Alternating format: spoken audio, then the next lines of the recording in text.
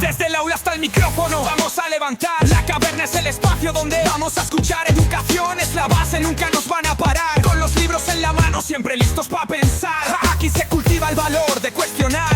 No es solo aprender, es aprender a dudar. Sentido crítico lo que nos hace avanzar. Porque pensar por uno mismo es la forma de volar. Bienvenidos a la caverna, el lugar de la verdad, de la verdad, donde la mente se abre y no hay más oscuridad. Educación, valores y la libertad. Aquí estamos todos buscando la claridad. La libertad es clave, no nos pueden encadenar. Con cada palabra nuestra voz va a resonar. Valores como el respeto siempre hay que inculcar. La educación nos empodera, no la pueden frenar. Pensar por ti mismo es el primer paso. Es el primer paso. Rompe las cadenas, salta al acaso. La caverna es luz, es tu nuevo espacio. Aquí no hay límites, solo lo que Cuando los enviados especiales a un conflicto nos vamos. Yo lo último que cubrí fue la caída de Gaddafi en Libia. Sí. Y yo en Trípoli, la ciudad de Trípoli, fuimos la única televisión española que Gaddafi nos invitó, a mi compañero y a mí, a permanecer allí hasta que fue derrocado. Yo no podía salir del hotel si no me llamaban ellos. Yo no podía entrar al hotel si no me traían ellos. Y yo iba a ver lo que ellos me decían. Pero yo quería salir al pueblo con la cámara y yo, en más de una ocasión, y una compañera del diario El Mundo, Rosa Meneses, es testigo, me negué rotundamente. Y nos retuvieron casi 9 horas. Y nos estuvieron allí retenidos porque un reportero de televisión española dijo: no, ya está bien de que me llevéis a enseñar lo que vosotros queréis. Yo quiero ver la ciudad. ¿Qué está ocurriendo en la ciudad? Esos barrios que decís que han sido bombardeados. Sí, habrán sido bombardeados, pero quiero verlos. Sí. Y no me llevaban, bueno, permitidme, en fin, no voy a entrar ahora en la historia, donde ellos querían. Cuando les venía bien. Cuando les venía bien, y perdona, en el mundo árabe te enseñan a los muertos como te enseñan aquí las gallinas. Entonces, aquí, hoy día, si tú haces una información, verás ya que hasta incluso en ese sistema, en ese sentido hemos aprendido, pues ya te tapan un poco y no puedes trabajar y demás. Incluso, bueno, pues hay historias que yo recuerdo que yo me he metido con la cámara hasta... yo tengo una secuencia que fue buenísima, fue por Turraco, y por Turraco, sin ir a una guerra, pues yo me metí hasta la víctima de que habían sido, en este caso, 2 hijas matadas a tiros, y yo podía trabajar con libertad. Ahora, hoy día, no puedes trabajar en este país, pero en el mundo árabe te llevan y te enseñan lo que ellos quieren. Por supuesto que te van a enseñar todo colocadito y todo como ellos creen que debe enseñarlo. Ese tipo de información, creo yo, bajo mi punto de vista, yo era un fiel servidor a Gaddafi. Claro. Por eso, Y es por más, si ejemplo, yo daba imágenes que no me habían dicho ellos, y como las tenía que emitir desde allí, ellos veían la televisión. Ellos siempre tienen, en cualquier conflicto, hoy día tienen una serie de monitores, los que llevan, están muy acerca del presidente y de todos los mandos y demás, tienen una serie de monitores con varias televisiones que estamos allí. Y nos ven los telediarios. Y si alguna vez veían una imagen que no me la habían dado a ellos, o que no la había grabado en presencia de ellos, me han llamado de una vez, y esa imagen la habrán puesto en Madrid, que habrá llegado por agencia. Yo les decía que narices las había hecho yo, ¿no? Lo que sí está claro es que ese tipo de información nos está pasando. También es cierto lo que está diciendo Rafael, de que las grandes agencias como Associated Press o Reuters, americanos y demás, tienen freelance en todos estos países que tienen por 100 euros, $100 al día. Tiene un chaval con una moto y con una cámara, y ¡bum!, ocurre cualquier cosa y ellos lanzan, ellos lo graban y lo lanzan. Eso no es periodismo. Después la redacción le pone texto a esa historia, ¿no? Lo que sí es evidente es que a veces, y no siempre, a veces queremos hacerlo por nuestra cuenta, esa información, queremos ir y no podemos, aunque estemos allí. Ir por libre supone un secuestro, a lo mejor. Exacto. ¿No? Y si no te acompañan ellos, antes los periodistas, y yo lo he subido ahí en mi página, antes los periodistas íbamos protegidos por ellos mismos, iban armados y nos protegían. Hoy día ya te secuestran. Ahora os tienen que proteger de ellos.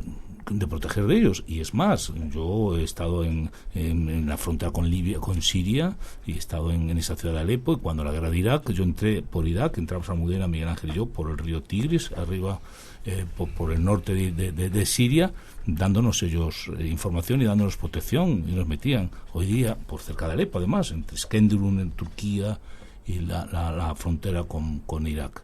Hoy día, tú vas por allí con una cámara, eres carne de cañón, como bajar aquí a Mauritania, ¿no? O bajar a Mali. Yo me he ido desde Torre España hasta Nigeria en coche en los años 80 y 90 sin meterse nadie con nosotros, ¿no? Ya te ven con una cámara y secuestro. Mira la corresponsal del Mundo ahora que se ha ido con las FARC, ¿dónde está? ¿No? Entonces somos personas molestas.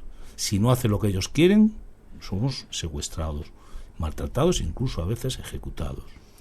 Para ocultar la verdad, para ocultar esa parte de la realidad que no se quiere ver, y que además no se valora ese trabajo. Ese es lo que decíamos, el periodista no tiene que ser noticia, lo comentábamos antes fuera de micrófono, pero lo que sí tiene que ser noticia es la importancia del periodismo, o sea, pero noticia ya, porque es que es ese nexo de unión entre una realidad ficticia que estamos viviendo, que muchos de vosotros no veis, salvo cuando ven a la gente que está en primera línea, la gente que trabaja en las asociaciones, la gente que está en organizaciones no gubernamentales como Médicos Sin Fronteras, que a nosotros nos pasan a nuestra página, Médicos Sin Fronteras, nos pasa una nota de prensa donde nos dicen en inglés: nos acaban de bombardear un hospital donde han muerto tantas personas, entre ellos médicos, que atendía a 40.000 personas, y yo no he visto esa noticia que hemos publicado en la página o que hemos tratado aquí con Médicos Sin Fronteras en muchos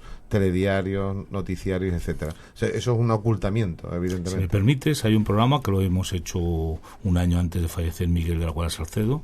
Ese programa se llama Crónicas, Miguel de la Cuadra Salcedo, el periodista que todo el mundo queríamos ser. Ahí veíais lo que se hacía, el reporterismo, el periodismo que se hacía en los años 70, 80, incluso 90. Nada tiene que ver, lo recomiendo que lo veáis en la página web.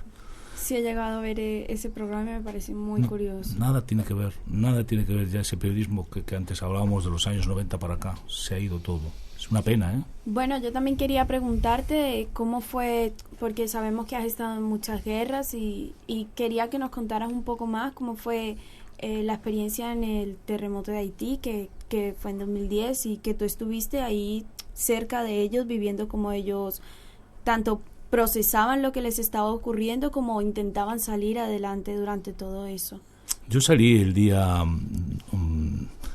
siguiente del terremoto, salimos de Torrejón de Ardoz, el primer avión que salió hacia Puerto Príncipe, pues ahí nos invitaron a que fuéramos 5 periodistas y de 5 medios diferentes, que es curioso, te lo voy a decir y nunca lo he contado. Fueron periodistas de los que salen en imagen 4, y el único que llevaba la cámara era yo. ¿Qué significa eso? Que cuando llegas a un terremoto lo que hay que hacer es generar imágenes, porque estos llegaron allí y no tenían cámara ni satélite, ni tenían productoras que les sacaran. Pedro Piqueras, que lo quiero un montón y es muy amigo, allí estuvo 3 días sin poder trabajar, pero bueno, en fin, es otra historia. Pero vendió Telecinco, estaba allí Pedro Piqueras y es amigo. Lo que hay que hacer en un terremoto es generar imagen. Y Televisión Española, yo llegué a Puerto Príncipe sobre las 5:30 de la tarde, 24 horas después del terremoto, en ese caos que había en ese aeropuerto Puerto Príncipe. Yo salgo, iba yo solo, a los 2 días llegó Almudena Ariza, y lo que sí tengo que decirte que para mí, que había estado ya en otros conflictos, yo he estado en 15 guerras, como tú dices, había estado en conflictos, para mí eso me parecía una película, me parecía el rodaje de una película, no me podía ser. Digo, ¿esto es cierto? Gente deambulando por las calles, humos, muertos, tiros, incendios, y yo iba con mi cámara, mi mochila, caminando, y con un generador de corriente. Yo llevaba en la mano la cámara, un generador de corriente chiquitito. Claro, si no llevas un generador de corriente a un terremoto, ¿cómo cargar las baterías para poder trabajar? ¿No? Es otra cosa que yo aprendí de Miguel Cuadra, ¿no? ¿Cuánto tiempo estuviste allí? Yo estuve 37 días, casi 40 días. ¿Cómo hacías para ver eso día tras día y al otro día coger la cámara y saber que ibas a volver a grabar y ver todo el escenario, toda la imagen que veías de... Pues mira, todos los días lo que hacíamos, el cambio de horario nuestro de América, pues teníamos el telediario nuestro de las 3 de la tarde, era allí a las 9 de la mañana, tenías que generar para ese telediario unas imágenes que las hacíamos por la tarde anterior. Tú te conviertes, viendo ese horror, en esa situación, en una guerra, te conviertes en uno más. Yo comía como ellos, dormía como ellos en el suelo, no hay hoteles, después te busca la vida para lavarte de vez en cuando y para comer. Lo que sí tienes que tener muy en cuenta es que en un terremoto no hay ningún tipo de servicios. Quiero decirte que tú no puedes coger un taxi, tú no puedes, o sea, tú te tienes que buscar la vida como se la buscan los supervivientes de esa historia, de ese terremoto. Te convertías en un ciudadano más, claro, en un ciudadano más. Superviviente. Y entonces allí tienes que ser uno más, como ellos, y poco a poco ya te vas haciendo pues con gasolina para el generador, poco a poco te vas haciendo con un coche que te lleva a otro sitio, o una moto, porque si en un coche, en un caos de esa magnitud no puedes avanzar. Y lo que hacíamos Almudena y yo era contar historias. Y por ejemplo, nos fuimos al campo de fútbol de Puerto Príncipe, del equipo de Haití, de la selección nacional. Y dentro de ese campo de fútbol, en el terreno de juego, habían puesto muchas tiendas de campaña. Se busca en un terremoto siempre esplanadas, campo de gol, plazas y demás, abiertos para hacer los damnificados y las personas desplazadas del barrio donde ha caído, y teniendo en cuenta que hubo 300.000 muertos, era un caos aquello, era un caos esa ciudad. Y fuimos al campo de fútbol, y en ese campo de fútbol encontramos a unos niños que no tenían padres, no tenían madre, no tenían familia. Y ya había unas religiosas con ellos. Entonces contábamos la historia de esos niños, que nos contaron cómo se habían quedado y dónde se había pillado el terremoto. Por otro lado, un cámara de televisión tiene que estar pendiente quizás de el sacar viva a una persona, pero sacar viva a una persona entre los escombros son horas y horas. Entonces nosotros lo que hacíamos era pasar un poquito de esa historia, porque ya siempre hay una agencia, siempre hay otra cámara allí que lo está grabando, que está intentando sacarlo, e íbamos a hacer pues cómo obtenían agua, cómo los bomberos que empezaron a llegar empezaron a potabilizar agua, cómo los rescatadores, a contar historias diarias, ¿no?, para los telediarios. Entonces es totalmente, se te pasan los días, no te enteras, se te pasan los días, y lo que quieres es que llegue un momento para descansar. ¿Y dónde descansas si no hay hoteles? Y no hay duchas para ducharte, no hay comida, pues eres uno más. Poco a poco te tienes que adaptar. Hay una imagen muy fuerte de Haití, que es y permíteme, lo voy a contar, gracias a esta imagen, con humildad, se resolvió cómo enterrar a las víctimas de ese terremoto.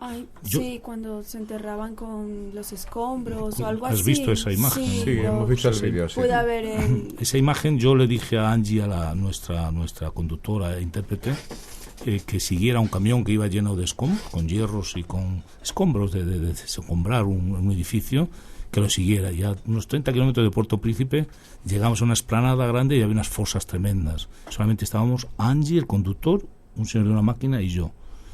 Y nadie nos dijo nada, y cuando empezó a bascular el camión saqué la cámara rápidamente.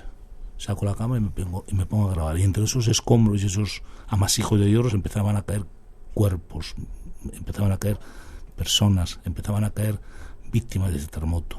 Y hay una chica joven, que si ves la imagen, muy fuerte, que parece que no quiere entrar en esa fosa. Esa chica joven que no quiere entrar, viene una máquina, boom, y la arrolla, y la lleva, la introduce en esa fosa, y a continuación tierras, escombros y demás. Cuando yo terminé de hacer ese plano, esa secuencia, el conductor del camión bajó y, amenazándonos con una pistola, nos dijo que le diéramos la cámara. Y le dije, mátame y tírame ahí dentro como a ellos, pero yo me voy con mis imágenes. Y Angie dijo, Manolo, vámonos, está muy enfadado este hombre. Nos fuimos como pudimos, saliendo por allí, pero nunca disparó este hombre, pero sí nos amenazó con una pistola, que yo la vi. Wow. Salimos, esa imagen dio la vuelta al mundo, y a partir de ese momento Naciones Unidas le llamó la atención al gobierno de Haití, dijo, los muertos, entiérralos con dignidad. Exacto, algo aportamos para hacerlo. Claro. Y bueno, también has estado, en este momento que has hablado de que te han amenazado con armas, no es la primera vez que has pasado por momentos de real peligro en cuanto has estado en las guerras. De hecho hemos visionado algunos de los vídeos de las entrevistas que te han hecho, también para reivindicar ese valor ético que decíamos con Rafael, de la labor del reportero y del periodista en general, de cómo te juegas la vida. Tú has dicho cómo te amenazaban con la pistola, pero es que gracias a una intervención tuya, en un momento determinado pudisteis ser masacrados en una en una Irak. expedición En el norte de Irán, en el Kurdistán. norte de Irán, exactamente. El Kurdistán iraquí. No, Televisión Española cubrió la guerra de Irak, esta del 2003, la última, en 3 frentes. Sur, Basora, en el centro, Bagdad, y en el norte, en el Kurdistán iraquí, con los peshmergas kurdos. Ahí estábamos un equipo que somos 3 personas, que es la persona que lleva el sonido, Almudena Ariza de redactora y yo de reportero gráfico. Los peshmergas son ciudadanos que llevan en las montañas kurdas del Kurdistán perseguidos por Saddam Hussein, llevaban casi 12 años. Estos hombres están en las montañas continuamente y llegar nosotros allí y una redactora, una mujer que hay que echarle valor también, en esos mundo árabe ser periodista mujer, todo hay que decirlo, no voy a entrar en detalles, pero lo que sí es evidente lo imagináis, ¿no? Y ese general peshmerga nos dijo: pasado mañana a tal hora en tal sitio, que vamos a atacar a la línea que tienen entre una tierra de nadie y los primeros frentes de Irak, antes de que bombardeen los B-52 americanos. Y eso eran las 4 de la madrugada. Había que llegar de Erbil allí, 2 horas de coche, por zona que están minadas, y le dije a Almudena: no vamos a ir a esas horas, vamos a ir de día. Recuerdo eso porque es increíble, tus compañeros, aparte de considerarte un amigo, más que un compañero, en ese momento te consideraron un héroe, porque... No, alguien tiene que, en un equipo alguien tiene que llevar un poco ahí el control de la historia, ¿no? Y yo no es que lo llevara, pero yo tenía mucha más experiencia que Almudena y que Miguel Ángel. Almudena vino a la Primera Guerra, vino conmigo, y desde aquella pues nos vamos a donde haga falta juntos. ¿Qué ocurre? Que también hay que tener confianza. Y entonces yo dije que no íbamos. Son las 4 de la madrugada. A las 4 de la madrugada, si ocurre algo de noche, yo para grabar necesito luz. Si yo pongo una luz en la cámara, el primer tiro lo recibo yo. Exacto. Por consiguiente, hasta que no amanezca, no nos vamos. Y así fue. Cuando llegamos allá al lugar que nos dijo, había una masacre con todos los periodistas que habían invitado, periodistas que habíamos cenado juntos en el hotel de Erbil. Habíamos cenado juntos, una masacre por un fuego amigo.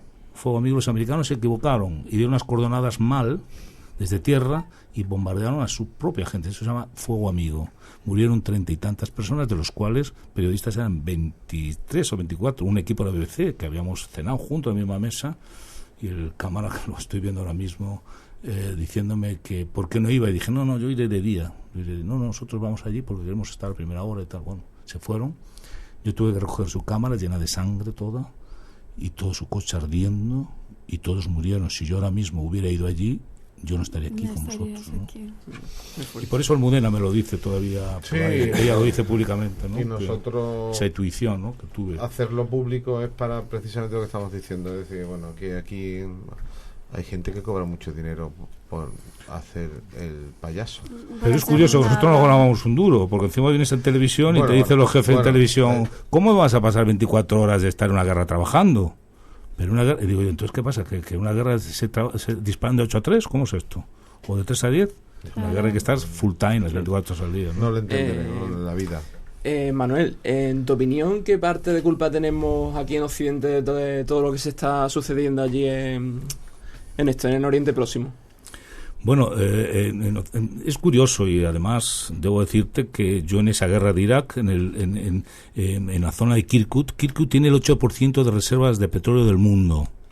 Yo he visto cómo eran protegidos esos pozos cada 50 metros por un BMR no era, por unos vehículos blindados americanos que se llaman Hammers, por unos Hammers, sí, con 8 soldados cada uno protegiendo los pozos.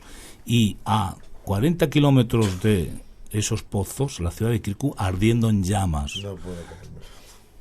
Almudena Ariza hizo una entradilla, diciendo, así están los pozos protegidos de petróleo, con los soldados americanos, y aquí, y después continuamos, y aquí, esto es el pueblo de Kirkuk, 40 kilómetros, ardiendo. Eso te lo dice todo. Esa entradilla, que nosotros llamamos, no se emitió nunca en televisión española. Era la guerra de Irak. Ni en ningún otro medio. Claro, te lo digo todo con eso. Y sí, yo quería hacer una pregunta a los dos. Como sabemos que los medios de comunicación son medios en los que requieren bastante tiempo de nosotros, bastante tiempo de trabajo, que quizás en la radio sea 1 hora, pero te has llevado 2 días para sacar 1 hora de radio. Entonces, me gustaría saber cómo equilibramos eso con nuestra vida diaria, tanto los jóvenes con los estudios, porque sabemos que empezasteis a una edad temprana a trabajar en medios de comunicación, y en la familia, que también es algo importante. Yo creo que no se equilibra. Y o tienes una familia santa o no es posible. Yo creo que la familia es la gran damnificada de esta profesión. Y bueno, eso a medida que pasan los años no se da cuenta, ¿no? Y lo valora mucho, ¿no? La mujer y los hijos, ¿no? Perdona, Rafa, esto es para estar soltero, separado o viudo, ¿no? Sí, sí. No se puede. Si quieres ser exitoso, se puede decir que hay que dejarlo a todo un lado, ¿no? Es que si se quiere ser exitoso no se puede ser periodista. Ahí para empezar, ¿no? Sí, para empezar, sí. Para o sea, bueno. si tú quieres ser periodista tienes que simplemente sentir la pasión de querer contar lo que ves. Exacto. Y eso, si tú tienes un afán de protagonismo, hace ya que lo que tú vayas a contar esté bastante manipulado. Yo no creo que un periodista tenga que ser figura de nada. Es más, todo lo contrario. Tiene que ser uno más, ¿no? Tiene que ser uno más. Se tiene que disolver en el escenario de lo que está contando, tiene que procurar disolverse en la redacción donde está trabajando y limitarse a contar lo que tiene. Que después tienes tú cierto protagonismo social, pues mira, eso te gusta, pero eso no sirve para nada. Yo creo que eso va en contra de la profesión periodística. Eso en las facultades hay épocas en las que se ve gente que quiere estar en esta profesión por codearse con figuras, por la fama, por ser famoso. Yo no creo que es un El veneno. objetivo de tu trabajo es hacer un libro, ¿no? Y Exacto. no el libro es el resultado de tu trabajo, que es distinto. Efectivamente, Es muy es distinto. Sí, yo insisto, el periodismo es un servicio público y aunque tú no llegues al periodismo siendo consciente de eso, cuando lo empiezas a ejercer lo tienes que tener clarísimo. Tú no puedes llegar a un lugar de los hechos que está ocurriendo cosas y porque seas quien fueres quieres hacerlo tú y yo es que soy fulanito de tal. Tú no, tú eres uno más allí en el mundo. También te digo una cosa, y hoy día se hacen selfies, creo, delante de del muerto de atrás o de lo que ocurra, ¿no? Los famosos periodistas que aquí son tertulianos o dirigen programas de radio, que permíteme con todos los respetos, eso no se debe hacer. Nosotros no tenemos que ser protagonistas de nada. Nosotros tenemos que ir, informar, por supuesto, muy importante las dos partes, estar con las dos partes, con el amigo y con el enemigo, venir e informar y no ser protagonistas de nada. Y además hay que comprender de que es una situación muy dolorosa para alguna gente con la que no se debe de frivolizar, ¿no? En ese sentido, ¿no? Que no lo debemos de tomar a broma. Yo respeto muchísimo todos estos programas que hay de televisión y tertulianos y toda esta historia, pero eso no es periodismo. No sé si estás de acuerdo conmigo, Rafael. No, por supuesto. Eso no es periodismo. No os fijéis en ese tipo de historias. Y además, es más, a través de esta emisora vuestra, digo que más de un periodista de los que están hoy día tertuliano, famoso y ganándose una pasta diaria, ¿sabes? Gracias a mis imágenes, mandaba sus crónicas desde el lugar de los hechos. Hasta que no visionaba mis imágenes, que él estaba allí, él no escribía. Y mientras él jugaba al tenis, yo estaba jugándome la vida en el frente. No te voy a decir nombres dicho, ni mucho menos, pero existen. Sí. Claro. Me quedo muy a gusto diciendo esto en tu emisora. Y, No, que llamen aquí ahora y que me digan que es mentira. Necesitamos también escuchar. Nosotros te lo agradecemos, la Pero verdad, que ya- sean tan y honestos. aludís a situaciones de conflicto, pero yo te diría, en lo que es el periodismo sobre el terreno, el periodismo local, esto se hace mucho más evidente. O sea, un periodista en Huelva, si se dedica al periodismo, no tiene horas. No tiene protagonismo y no es mejor periodista porque sea un personaje público, para nada. Pero ¿qué periodista es el que entra Claro, a las 8 y echa el para tierra a nada. las 3? Ni es un buen periodista exactamente el que hace un turno.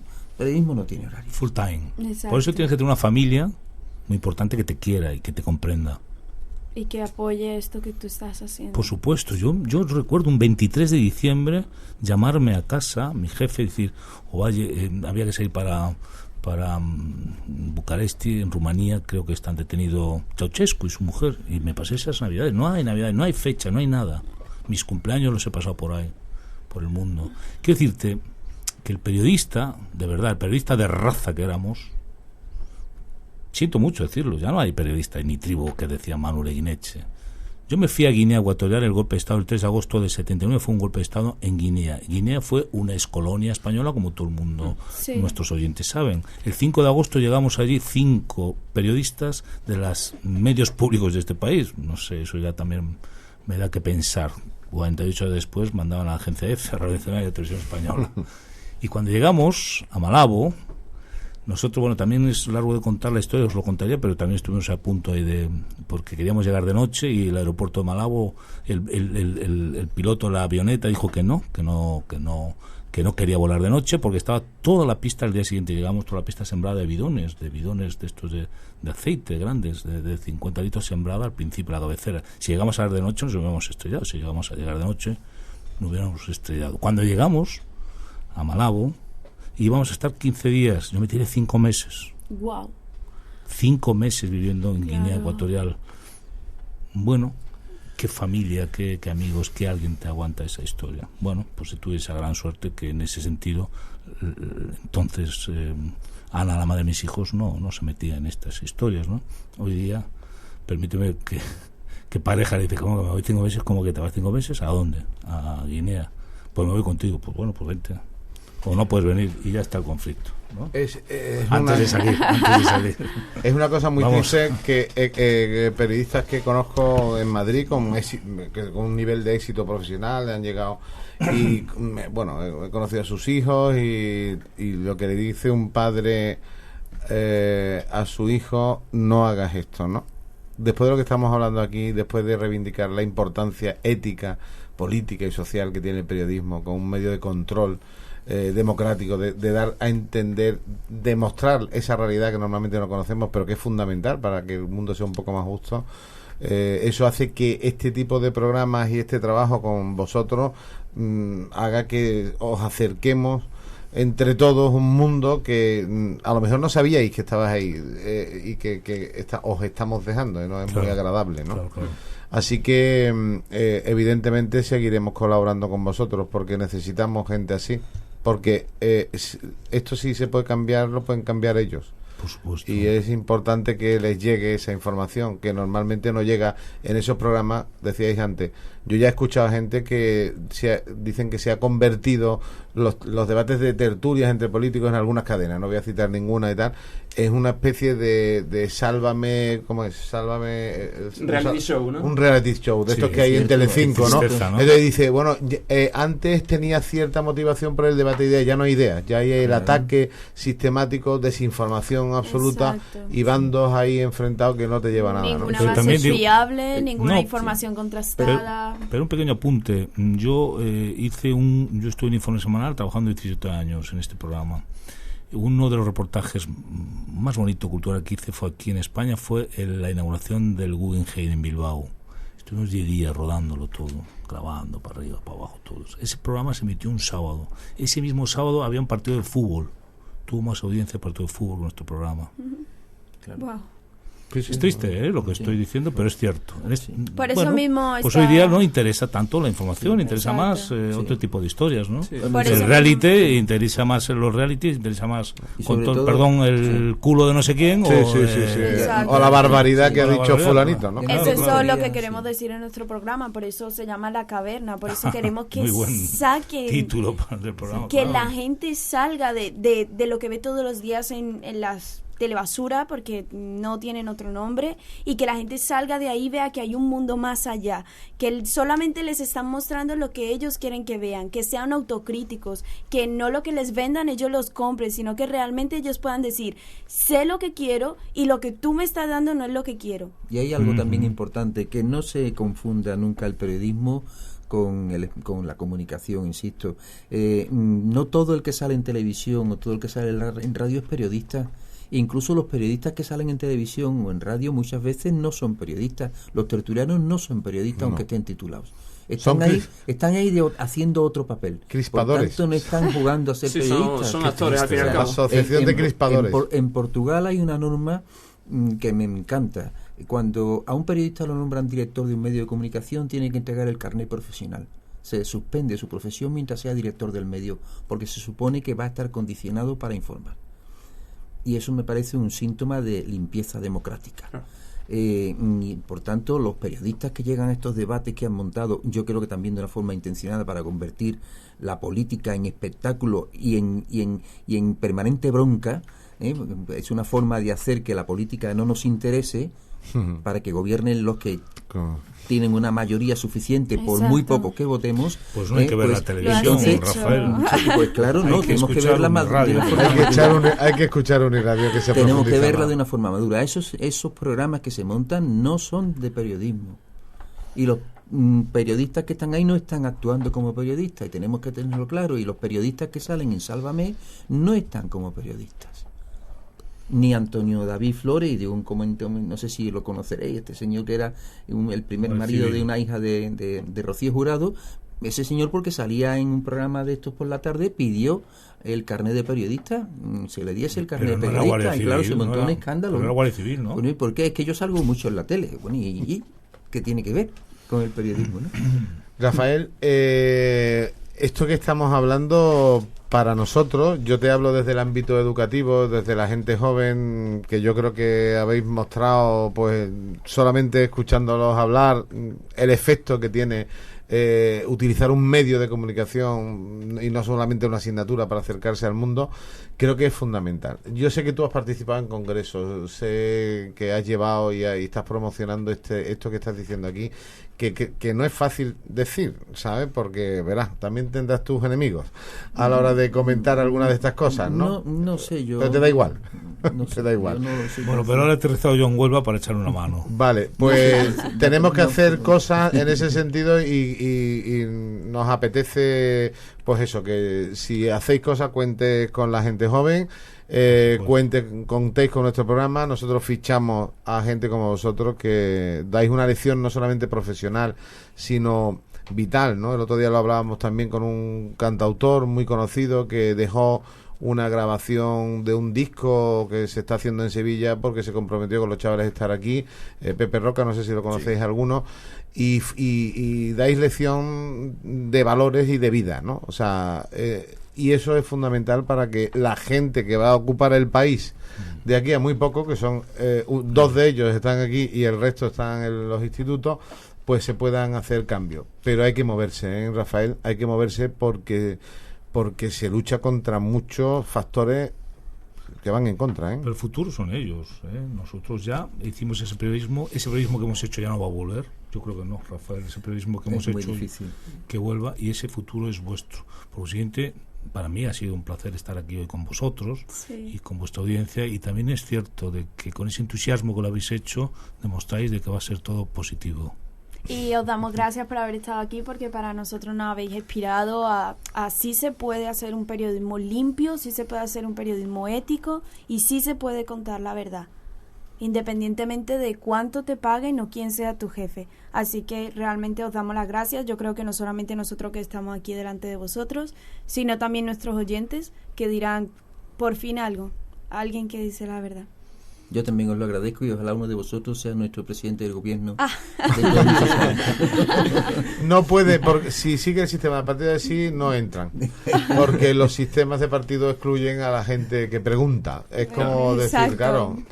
La rueda de prensa también en plasma, hay que cambiarlo. ¿no? También hay que cambiarlo. Es decir, hay que cambiarlo porque no puede ser que la gente más válida salga de los partidos y se llegue arriba a lo Pero que te das cuenta que ya, y eso Rafael estará de acuerdo conmigo, ya no hay rueda de prensa entre los políticos. ¿Ya? Bueno. Bueno, o te ponen un plasma allí y sale un político, eso es ¿no? terrible. Que ya las ruedas de prensa se han convertido en comunicados, y cuando quiere hacer alguna pregunta, perdón, no la rueda de prensa, y usted pone en la nota de prensa, convocan. Es que convocan, es que no pone rueda de prensa, me ha llegado a decir, no decir el partido.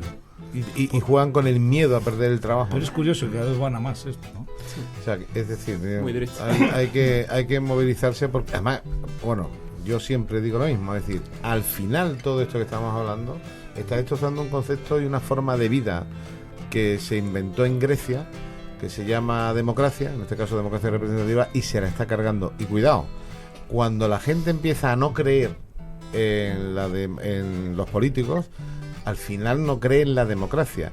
El camino que no es ese es bastante peor.